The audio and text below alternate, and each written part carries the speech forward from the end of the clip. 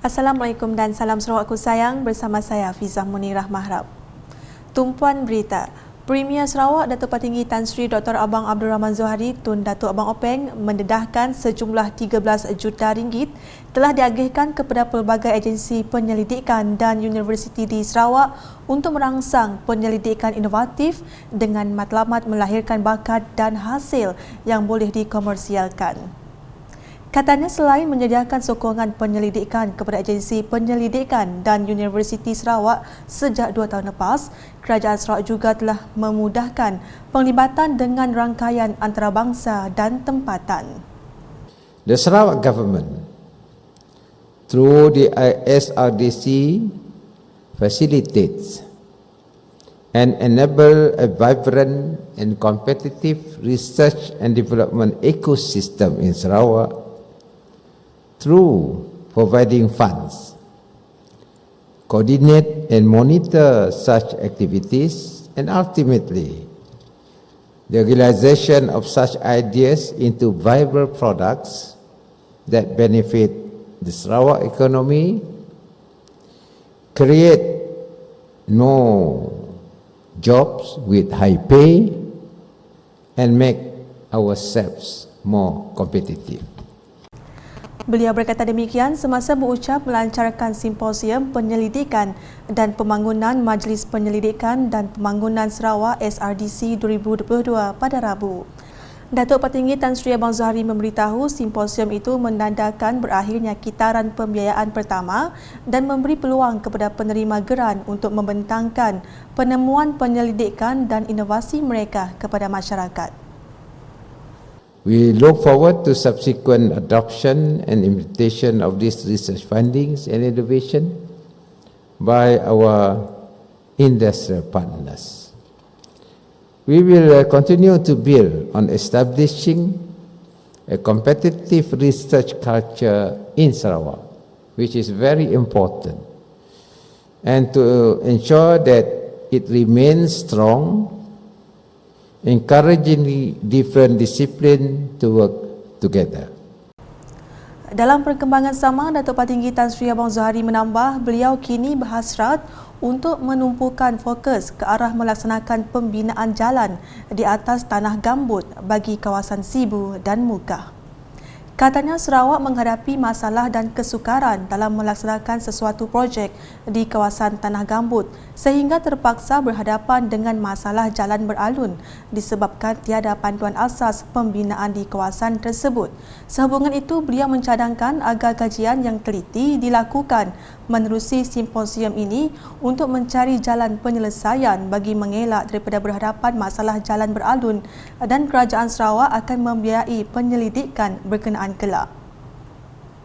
I would suggest that this proposal to be looked seriously with JKR, and I would like to have one road as part of this research using this material to build in a pit area. I will fund that road, meaning using your technology, so that we can assess whether it is effective or not.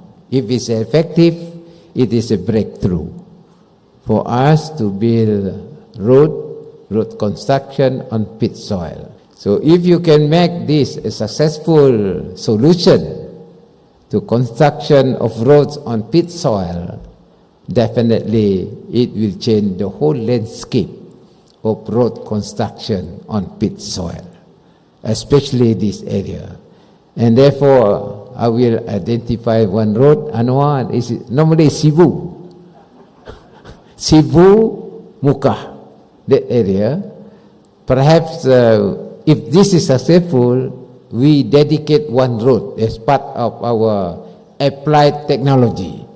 Terdahulu, Pengurus Besar SRDC Dr. Peter Morinisom berkata, simposium itu menjadi platform kepada para penyelidik yang menerima geran SRDC untuk membentangkan projek-projek penyelidikan mereka sekaligus menyediakan forum untuk membincangkan terjemahan penyelidikan rentas disiplin kepada hasil yang memberi impak kepada masyarakat dan ekonomi. Symposium participants will share their research projects and the progress of their research and discuss with fellow counterparts from the various universities, agencies in Sarawak on the impact of their research.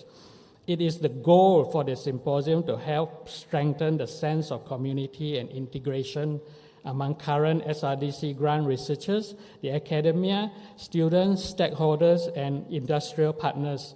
And it's also an opportunity to engage with potential industrial partners and collaborators to move the research output forward with the aim to commercialize the outcomes. Sementara itu, beberapa peserta turut berkongsi pendapat mereka mengenai penganjuran simposium tersebut. Kami menerima ini funding dari SRDC. Kalau tidak ada funding ini, kami tidak dapat buat macam research inilah. So saya rasa simposium ini bagus sebab banyak orang boleh macam gather di sini dan macam share semua research mereka, share the knowledge. So everyone can become smarter lah in that sense and macam bring the state forward.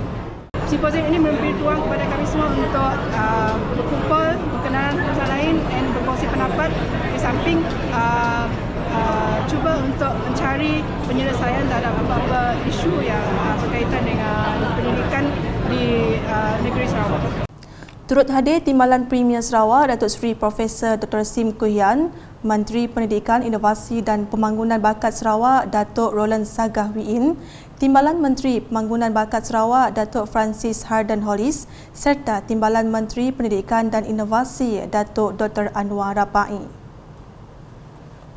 Laporan seterusnya, Universiti Malaysia Sarawak UNIMAS dijangka mampu melahirkan lebih ramai graduan yang berdaya saing.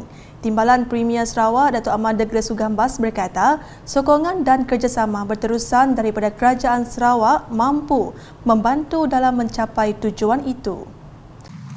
With the continued collaborative support given between the Sarawak GPS government and UNIMAS, I am optimistic that UNIMAS will reach greater height in the years to come. Having read the UNIMAS Strategic 2021-2025 plan, I am too very optimistic that and confident with the direction UNIMAS is heading. With this plan and aspiration to produce future-ready graduate, promote research and excellence, produce talent to be globally competitive and most importantly financially sustainable.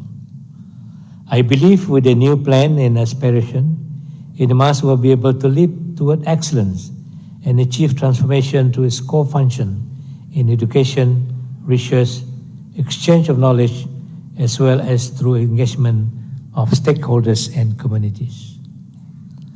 Beliau berkata demikian ketika menyempurnakan Majlis Convocation Sidang keempat UNIMAS di Arena Gemilang Datar Putra UNIMAS pada Rabu.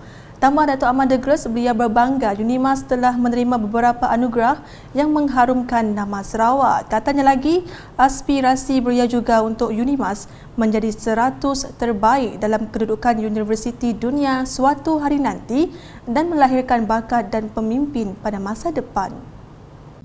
I was very pleased to understand that UNIMAS had received recognition, the award Asia 2022.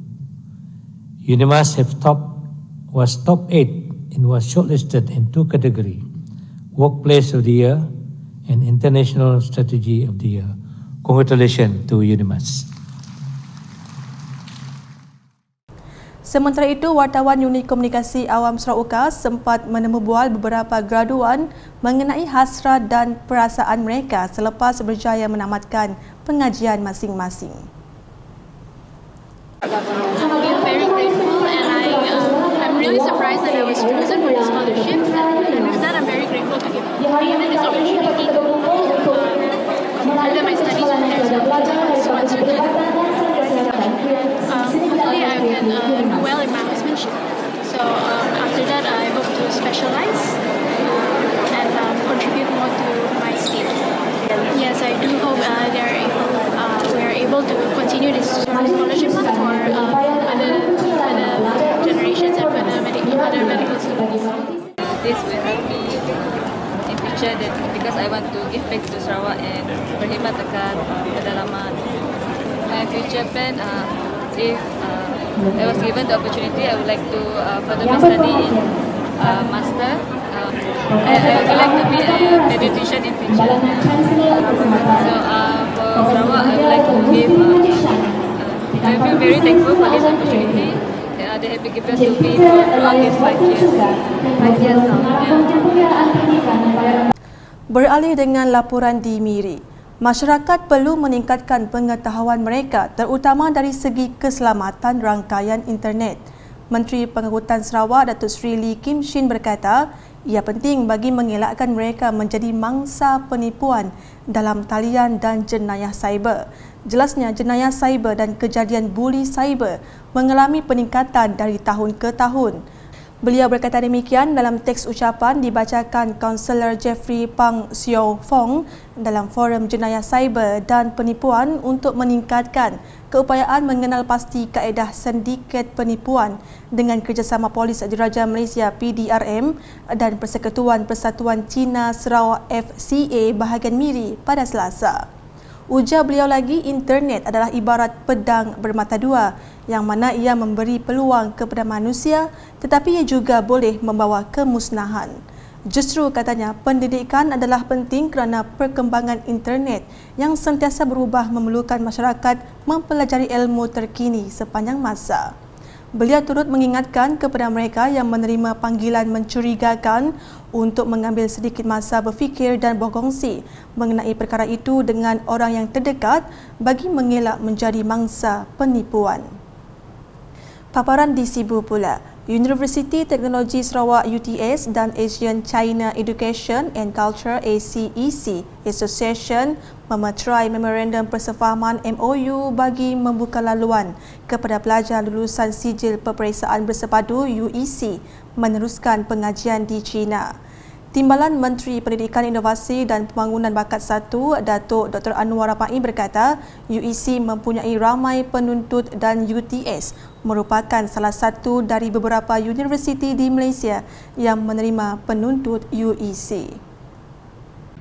As you know, that UEC, the Chinese Independent School, has a lot of numbers of students, and this is the university, one of the university, and if not the only university in Malaysia. Apart, of course, the university, public university will not, but it is the university that accepts the UEC students. In other words, we recognize UEC, either for them to further studies in this university. So to enhance that, it is appropriate that we must work together with China University so that there is a continuous pathway for the students from UEC to further their studies in China University. And I'm sure that now it's not that easy yet to go to China to further their studies, but it would be a hope in the future that we can be a gateway for this UEC student. It will help a lot for these students in terms of financial as well.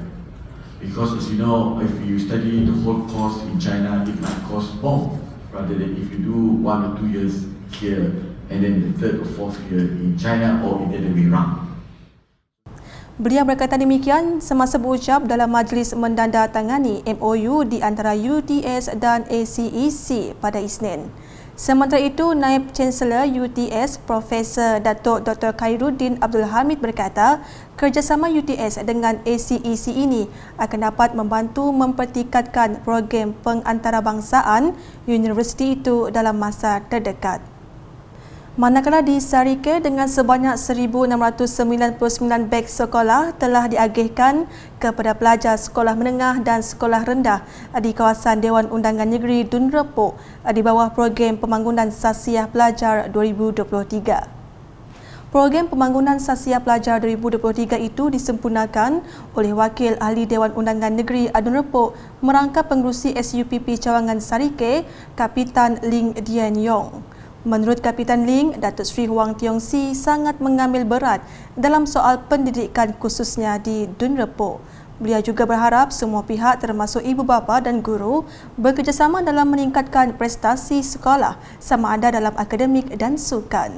Dalam majlis itu juga, beliau mengambil kesempatan mengucapkan terima kasih kepada Premier Sarawak Datuk Patinggi Tan Sri Dr. Abang Abdul Rahman Zohari Tun Datuk Abang Openg di atas peruntukan disalurkan oleh Kerajaan Sarawak untuk melaksanakan projek-projek di Sarike. Ujarnya, Premier Sarawak sangat prihatin dalam soal meningkatkan taraf hidup rakyat, khususnya di kawasan Dun Repok. Tambah beliau, komitmen padu kerajaan di bawah kepimpinan Premier Sarawak memberi peluang kepada rakyat untuk menikmati taraf hidup yang lebih baik. Sekolah-sekolah yang menerima sumbangan beg adalah seperti tertera.